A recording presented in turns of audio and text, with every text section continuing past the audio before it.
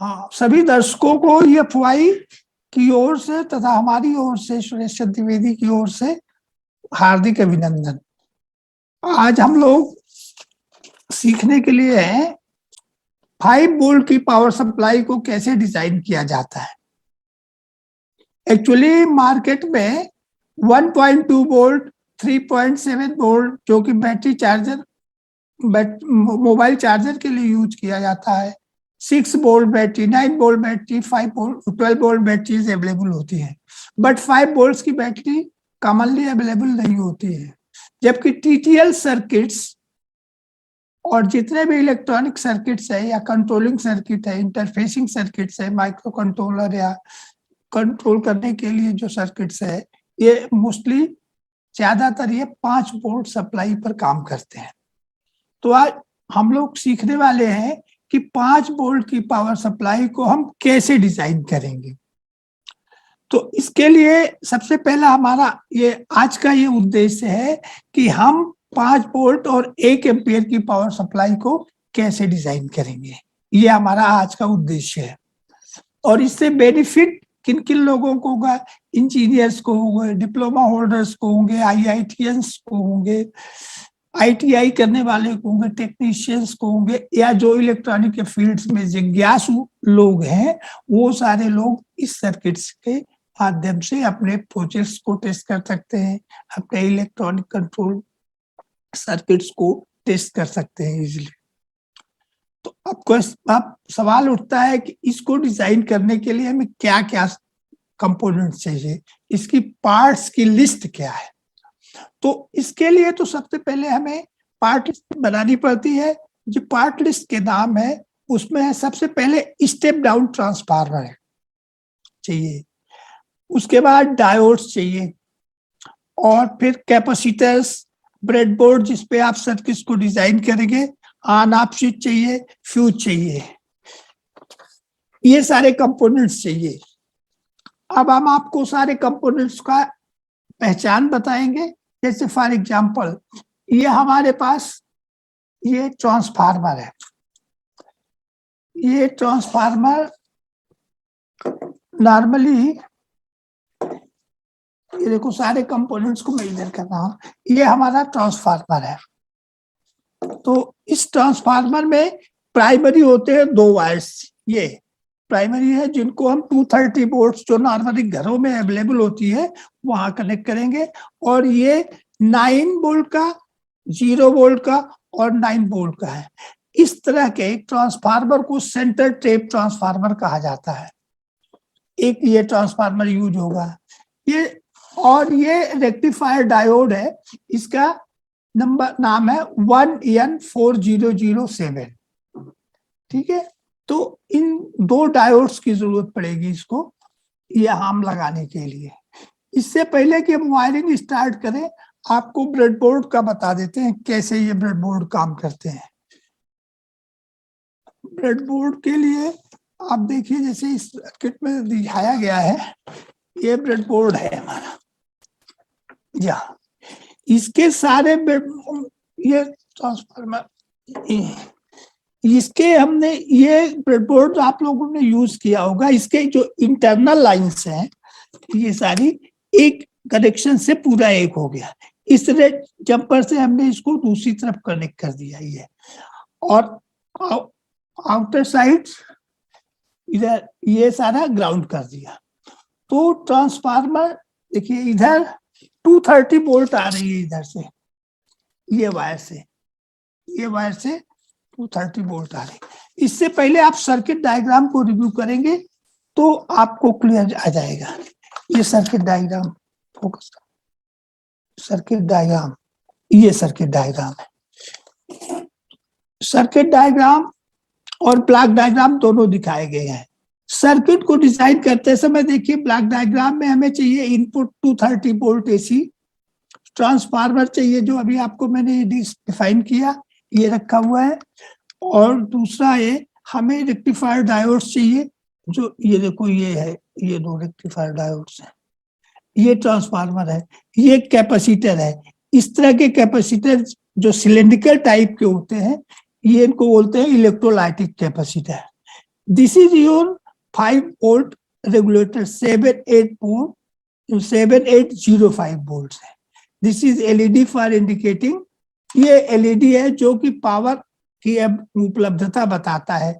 इसके जलने से ये होता है कि आपका पावर सप्लाई सर्किट काम कर रहा है और नहीं है तो ऑफ है, और ये आउटपुट है। इसी ब्लॉक डायग्राम के अकॉर्डिंगली, इसी ब्लॉक डायग्राम के अनुसार हमने ये सर्किट बनाया है। सर्किट आपको विजिबल है, नहीं तो इसको हम शेयर कर देंगे। इस सर्किट में 230 वोल्ट देखिए यहाँ ये दिया गया है, एक स्विच लगाई गई है और एक 1 एम्पियर का फ्यूज है, इसलिए कि 7805 रेगुलेटर है, ये 1 एम्पियर तक आउटपुट देता है, इसलिए हमने 1 एम्पियर का फ्यूज लगाया है। दूसरा 2 डायोड लगाए हैं जो आपस में शॉर्ट होकर कैपेसिटर है, ये फिल्टर का काम करता है। और 2 एलईडी है, ये इंडिकेशन है, इस बात है कि पावर की है नहीं है। और ये कैपेसिटर है रिपल को रोकने के लिए, C2 कैपेसिटर है। और फाइनली आउटपुट यहाँ पर मिलेगा।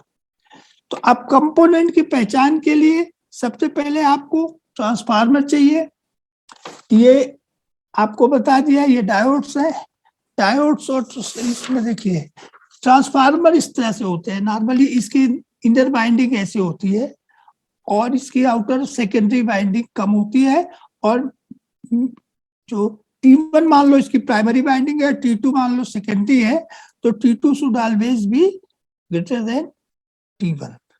तो यहाँ आपको हमें 9 वोल्ट, 0 वोल्ट और 9 वोल्ट का हमने एक स्टेप डाउन ट्रांसफार्मर लिया है।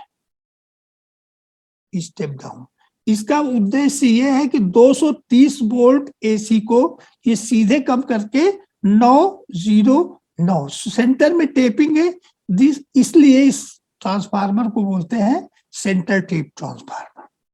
एक पहला कंपोनेंट जो इस डिजाइन में लगेगा ये है हमारा सेंटर टेप ट्रांसफार्मर। ठीक है, इसको हम सर्किट के हिसाब से आप देखेंगे तो इसको हम दोनों, पहला टर्मिनल को डायोड 1 के एनोड में देंगे। डायोड भी आप देखिए इसमें 2 तरह के होते हैं।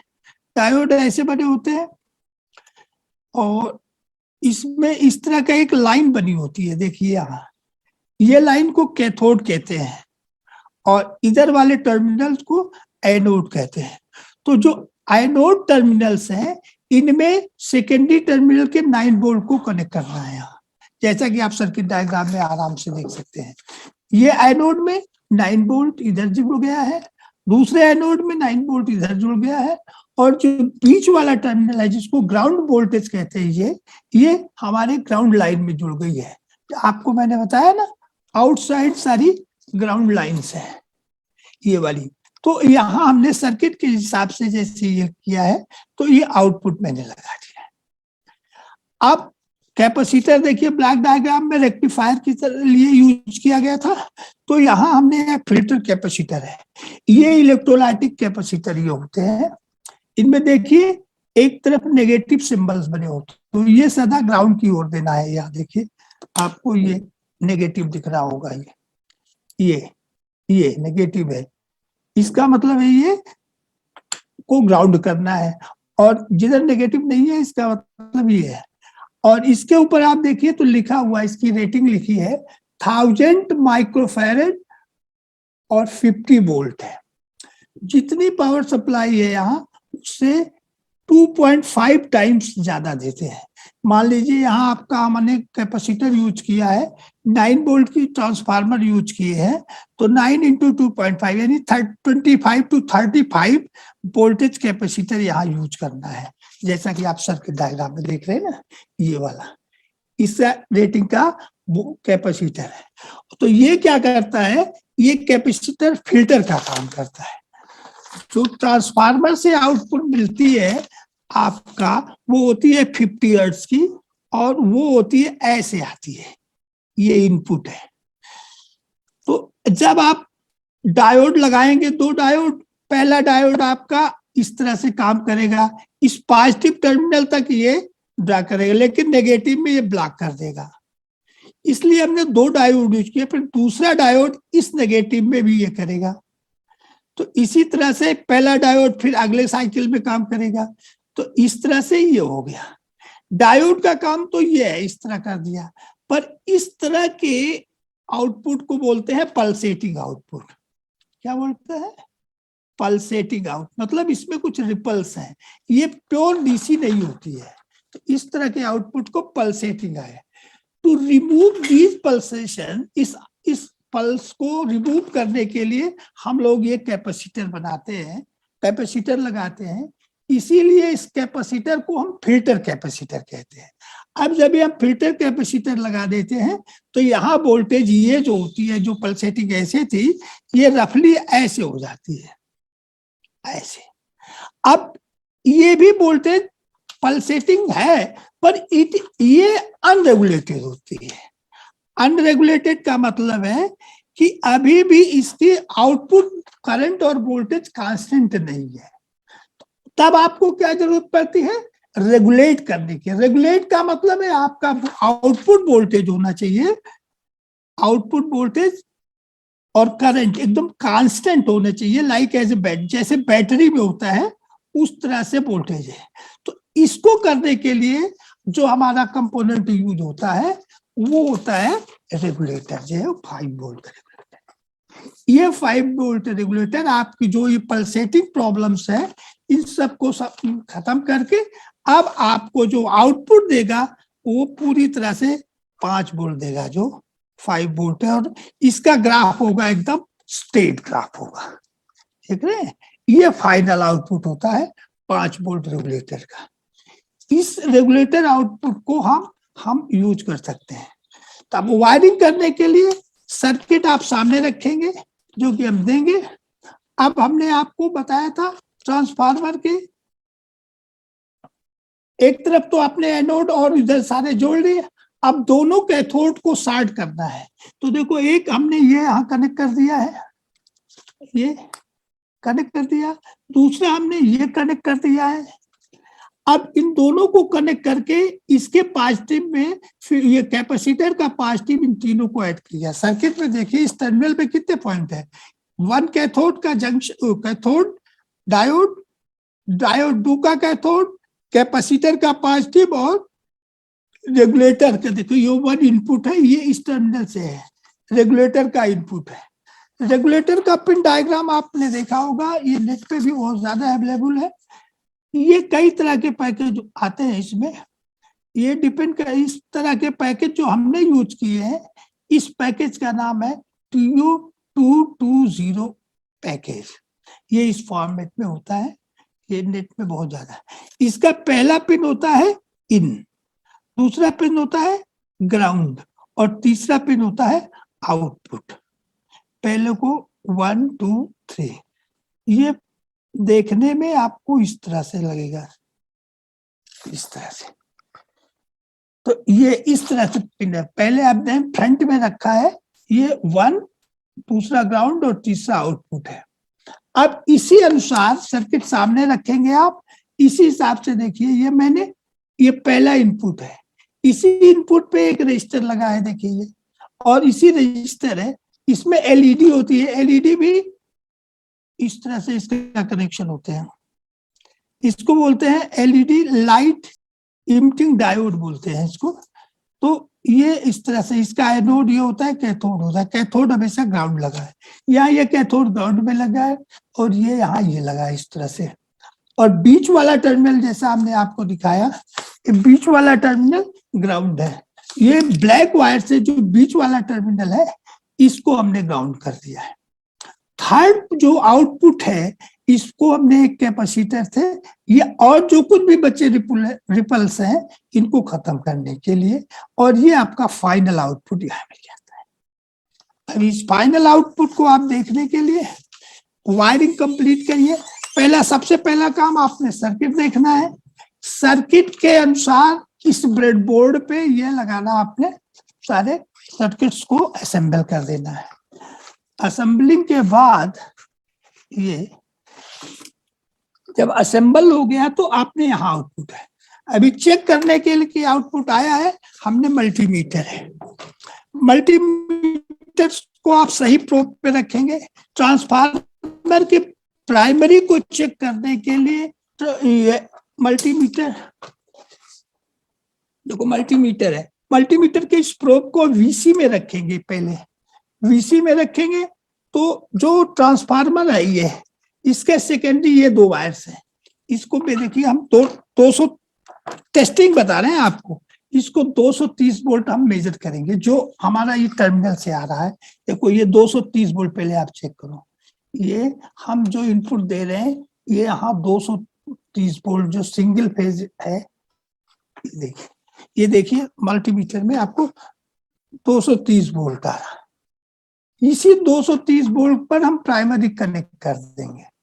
ये ट्रांसफार्मर है, ये ट्रांसफार्मर का सेकेंडरी इधर से ये आया 230 वोल्ट हमने दे दिया, 230 वोल्ट ही आ गया। अब देखिए एलईडी हमारी जल गई इस सर्किट में, एलईडी इंडिकेट कर रही है, हाँ ये एलईडी इंडिकेट कर रही है, इसका मतलब है। अब देखिए ट्रांसफार्मर के सेकेंडरी पे आप वोल्टेज देखिए, इसको रखिए एसी पे ही, और सेकेंडरी पे देखिए आपका वोल्टेज आएगा लगभग 12 के आसपास एसी, ये देखिए 13 वोल्ट के आसपास है चूंकि कैपेसिटर लगा है, ये दोनों टर्मिनल पे ये। अब ये इसके इनपुट पे देखिए 555 है, 7805 के इनपुट है, डाटा शीट में आप इसको देखेंगे तो ये 7 वोल्ट से लेके 35 वोल्ट के बीच में होनी चाहिए। तो अकॉर्डिंगली आप देखिए यहाँ 7 से 35 के बीच में कोई होगा तो आप ये समझिए कि ये 7805 रेगुलेटर के 5 वोल्ट पे आता है।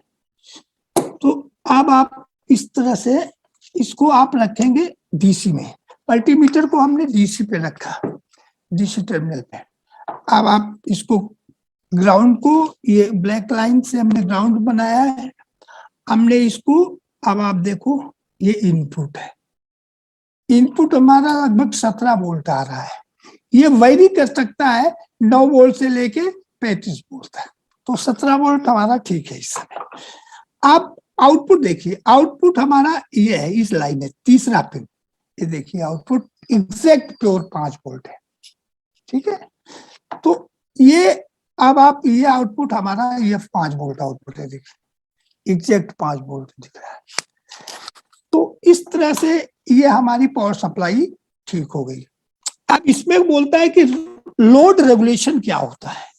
इसमें आप लोगों ने सुना होगा कि ये आपके पावर सप्लाई सही बनी है नहीं बनी है, ये कैसे निर्धारित करते हैं। इसमें होता है एक लोड रेगुलेशन, सुना होगा, ठीक है। लोड रेगुलेशन की ये चीज होता है कि आउटपुट है, जैसे अभी है आउटपुट हमारा 5 वोल्ट है, इसको वी नो लोड करते हैं, NL मतलब अभी हमने कोई लोड नहीं लगाया तो हमारा 5 वोल्ट है, और माइनस BFL मतलब FL मतलब फुल लोड है। अब आपका जो ये 7805 रेगुलेटर है, क्योंकि इसका कैपेसिटी 1 एम्पियर का है, तो अब आप इसके क्रॉस फुल लोड लगाएंगे तो वोल्टेज डाउन हो जाएगा। तो इसके डिफरेंस को बोलते हैं लोड रेगुलेशन। मान लीजिए 5 वोल्ट पर ये है और फुल लोड लगाने में थोड़ा करंट कम हो, मान लीजिए 4.9 है, तो ये डिफरेंस आपका जो 0.1 है, इसको बोलते हैं लोड रेगुलेशन। और लोड रेगुलेशन को आप परसेंटेज के टर्म में निकाला जाता है, तो आप परसेंटेज लोड रेगुलेशन निकालेंगे तो V no load minus B full load upon में B फुल लोड और इंटू में 100, ये फार्मूला होता है परसेंटेज लोड रेगुलेशन का। जितना कम परसेंटेज होगा उतना अच्छा आपकी पावर सप्लाई डिजाइन। तो यहाँ हमने आपका 0.1 में 100, तो इस तरह से आप इसका रेगुलेशन आराम से निकाल सकते हैं। तो जितना मिनिमाइज रेगुलेशन होगा उतना इस पावर सप्लाई की ड्यूरेबिलिटी होती है। तो इस तरह से अब आप इसकी सर्किट डायग्राम पूरा कंप्लीट हो गया। अब पहचानने के लिए मैंने आपको सारे कंपोनेंट्स की पहचान भी बता दी है। अब मल्टीमीटर से हमने आउटपुट आपको बता दिया है, अभी ये 5 वोल्ट आ रहा है। अब एक सर्किट अभी डिजाइन किया है जो अभी EFI के अगले इशू में आएगा। आप इलेक्ट्रॉनिक्स फॉर यू के मई इशू में ये सर्किट आएगा, इसको आप वहां पढ़िएगा और electronics for you magazine subscribe करिएगा। देखिए अब इसको मैंने कोई प्रोजेक्ट बना रखा है, इसको टेस्ट करने के लिए तो आपको क्या चाहिए, पावर सप्लाई। इसीलिए हमारा पावर सप्लाई डिजाइन करने का आइडिया आया है। अब देखो ये 5 वोल्ट आ गया है, ये एक ऑफिस कॉल बेल है। इसको टेस्ट करने के लिए आपको सोर्स चाहिए। सोर्स हमने जो पावर सप्लाई हमने ये डिजाइन की है, ये हमने इसमें यूज कर लिया है। अब ये है ऑफिस कॉल बेल है, जो 5 लोग हैं, मैंने स्विच की जगह एक वायर लगाया है। इसकी वर्किंग चेक करिएगा। जैसे मान लीजिए आपने कमरा नंबर 1 से इसको रिंग किया, तो आपको जो जिस नंबर से हम यहाँ रिंग करेंगे वो नंबर डिस्प्ले में आएगी और साथ में बजर बजेगा। तो अब देखो मैंने इसकी काउंट किया, ये देखिए 2 नंबर पे कॉल भेज गई। इसको आप किसी और नंबर पे डालिएगा तो ये 3 नंबर पे आ गई। तो कहने का मतलब है इस पावर सप्लाई का इस्तेमाल आपने कर लिया है। तो ये एक पावर सप्लाई का एक एप्लीकेशन है, इसका उपयोग कहाँ कहाँ किया जाता है। अब इसी पावर सप्लाई को आप अपने और भी काम के लिए, जैसे यहाँ 5 वोल्ट है, एक डायोड लगा के आप मोबाइल चार्ज में यूज कर सकते हैं। इसी कंप्लीट सिस्टम को जो हमने आपको यहाँ बताया है, ये हमने एक इसका इसमें बना रखा है। तो ये इसको निकालना, ये लगा देना।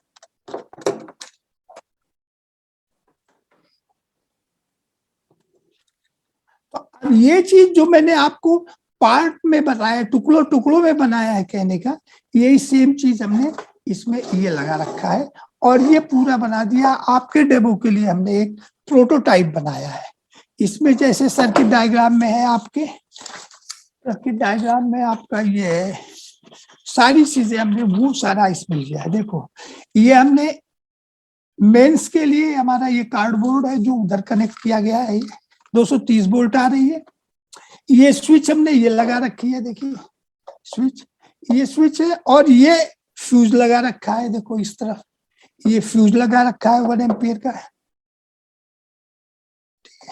ये आप भी दिखाओ, देखो लगा सकते हो। ये देखो ये फ्यूज है, ये मार्केट में इजीली अवेलेबल है, फ्यूज होल्डर है, इसमें हम लगाएंगे। ठीक है, अभी देखो इन्होंने मेन से 230 वोल्ट ऑफ कर दिया है, तो अभी आपकी एलईडी ऑफ है। उन्होंने ऑन कर दिया, ऑन है। अब आपके डिब्बे में भी हमने ये लगा रखा है, ये देखो स्विच है, मैंने इसको ऑफ कर दिया, देखिए आपकी एलईडी ऑफ हो गई। इसको मैंने ऑन कर दिया, देखो एलईडी ऑन हो गया। तो अब आपका ये आउटपुट जो यहाँ मिल रहा था, सेम चीज आपने यहाँ मेजर किया था, वही आउटपुट अभी आपको यहाँ पर अवेलेबल है। जैसे आपने यहाँ देखा था मल्टीमीटर में 5 वोल्ट, ये निकाल दिया है ना इन्होंने, इसलिए अब वही सेम ये देखो आउटपुट हमने बनाए हैं। हमने ये इंडिकेटर है, फ्यूज ऑन है। अब हमने ये लगाया है, अभी ये 5 वोल्ट। आप इस पूरे प्रोटोटाइप को आपने परमानेंट बना लिया है। जब आप एक बार इसको बना लेंगे और ये 5 वोल्ट बन गया, तो ये देखिए आपका 4.99, ये रफ एकदम 5 वोल्ट माना जाएगा। ठीक है, 4.993 वॉट एवर इट इज, ये एग्जैक्टली 5 वोल्ट की बहुत बढ़िया पावर सप्लाई है। अब ये आपने इतने कम कंपोनेंट में, इतने कम पार्ट लिस्ट में, ये जो आपको बताया transformer, diode, voltage regulator, capacitor, breadboard, सारी चीज लगा के आप एक बना लीजिए। और ये आप रेडीमेड भी हमारे यहाँ से KNS से भी खरीद सकते हैं। EFI आपको इस तरह की किट प्रोवाइड करेगी। और इसको भी आप देखो इस प्रोजेक्ट में लगा के, ये भी देखो चल रहा है। तो आपसे ये है कि आप इसको जब भी आप लगाना चाहें, अब एक बार ये एसेट है, मार्केट में इसकी प्राइस ज्यादा होगी और आप सीख लेंगे भी और इसको अपने घर पे भी बना के और कोई भी प्रोजेक्ट यूज करने के लगाएंगे। देखिए इसकी वर्किंग आप है। तो इस तरह से ये आपकी कंप्लीट पावर सप्लाई हो गई, सारा कुछ। अब इस सर्किट को बनाने के लिए हमने 2 डायोड यूज किया है। तो अब कहीं कहीं आप देखेंगे तो इस सर्किट का एक दूसरा भी वर्जन है जिसमें हमने 2 डायोड की जगह एक फुल वेव रेक्टिफायर यूज किया है। तो जो डायोड हमारे सर्किट में है उसके रिप्लेसमेंट में आप यहाँ देखो, ये हमने 2 डायोड लगाए थे यहाँ। इसमें देखो 2 डायोड है, D1 और D2। तो D1 और D2 की जगह आप एक 4 डायोड का भी लगा सकते, ब्रिज रेक्टिफायर लगा दे। तो ब्रिज रेक्टिफायर लगाएंगे तो अब आपको यहाँ जो ट्रांसफार्मर होगा वो सेंटर टेप नहीं होगा। उस ट्रांसफार्मर में क्या होगा, ये बीच वाला टर्मिनल नहीं होगा। जैसे ये है ना, ये बीच में टर्मिनल रहता है तो इसको सेंटर टेप करते हैं। इस डिजाइन में आपके पास केवल 9 का होगा या 012 का होगा। तो इस तरह से आप इस सर्किट के माध्यम से आप इसको भी बना सकते हैं। तो कंपोनेंट कम लगे और आपका काम वही हो जाए और सेम आउटपुट मिल जाए, इसलिए हमने ये सर्किट बनाया है। ये सर्किट आपके लिए बहुत यूज होगा, एक बार बना लेने के बाद खत्म हो जाएगा। तो ये इस तरह से आपका ये सर्किट कंप्लीट हो गया। Thank you for watching this video.